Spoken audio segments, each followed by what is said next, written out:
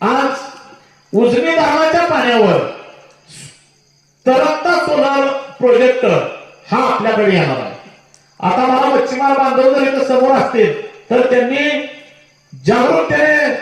लक्ष द्यायला हरकत नाही की तरंगता सोलार जो इथं होणार आहे ह्या पाण्यामध्ये 3000 एकराचा जो एरिया आहे की 3000 एकर त्यांनी कशावरून काढले, वरून जीपीएस सिस्टीमद्वारे उजनीच्या भिंतीपासून 3000 एकराचा एरिया पूर्णपणे सोलरच्या प्लेट त्या पाण्यावर बसणार आहे। मग 3000 एकराचा एरियाची लांबी किती आहे ही ज्यावेळेस आम्ही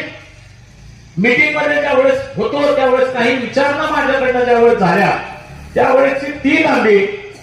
5 ते 7 किलोमीटर आहे। मग 7 किलोमीटरची जर लांबी आली तर आपल्या माढा तालुक्यातली ही 5 गाव आहेत, उजनी, शिराळ, सुरली, फुटजळगाव आणि अकोला, हा पूर्णपणे ह्या पाण्याच्या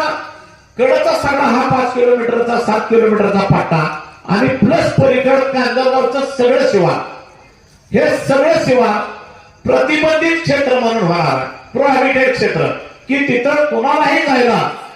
निषिद्ध असणार आहे, बंदी असणार आहे।